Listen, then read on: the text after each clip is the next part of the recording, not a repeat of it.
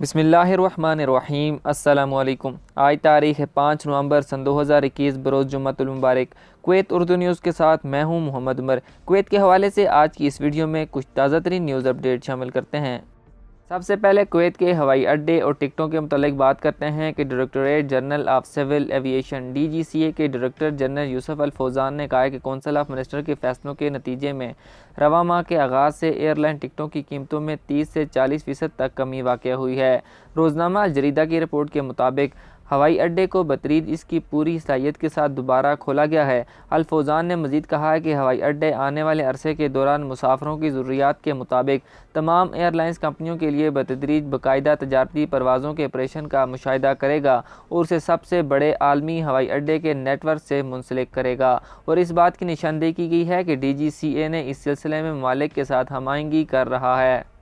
اگلی خبر شامل کرتے ہیں کہ 60 سالہ غیر ملکیوں کے ہیلتھ انشورنس کی ممکنہ فیس بتا دی گئی ہے۔ کویت میں تقریباً 65,000 غیر ملکی پرائیویٹ ہیلتھ انشورنس حاصل کر سکتے ہیں، جبکہ سالانہ ہیلتھ انشورنس پریمیم 550 اور 600 کویتی دینار کے درمیان ہونے کا امکان ہے۔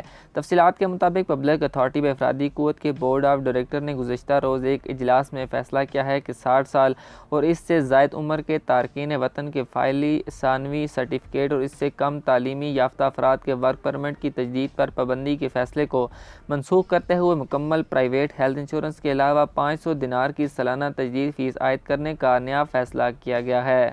ذرائع کے مطابق وزیر تجارت ڈاکٹر عبداللہ السلیمان کی صدارت میں منعقد ہونے والے اجلاس میں سابقہ فیصلوں کو منسوخ کرنے کے لیے فتویٰ اور قانون سازی کی رائے کو منظور کی گئی ہے۔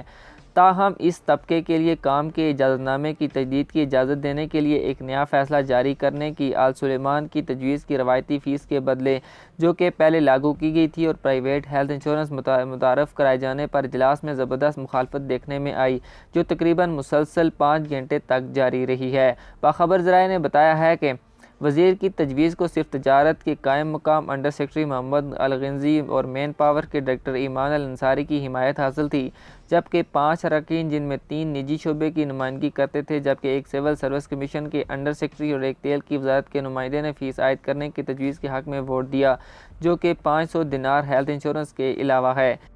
ایک اور سوال میں پوچھا گیا ہے کہ بیمہ پالیسی کی قیمت کتنی ہوگی اور کیا یہ 1000 دینار کی حد سے تجاوز کر جائے گی۔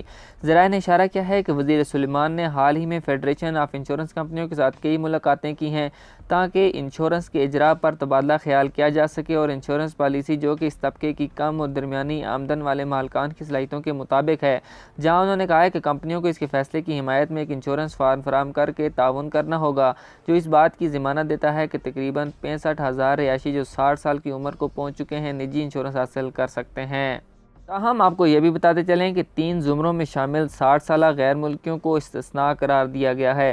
کویتی خواتین اور ان کے غیر کویتی شوہر، ان کے بچے، فلسطینیوں اور کویت میں پیدا ہونے والے 60 سالہ فیس سے استثناء قرار دیے گئے ہیں۔ آج کی خبروں سے اتنا ہی۔ مزید خبروں کے لیے ہمارے YouTube چینل پر وزٹ کریں، ہمارے چینل کو سبسکرائب کریں اور بیل آئیکن کو ضرور پریس کریں تاکہ آپ لمحہ بلمحہ اپڈیٹ حاصل کر سکیں۔ مجھے دیجیے اجازت۔ اللہ حافظ۔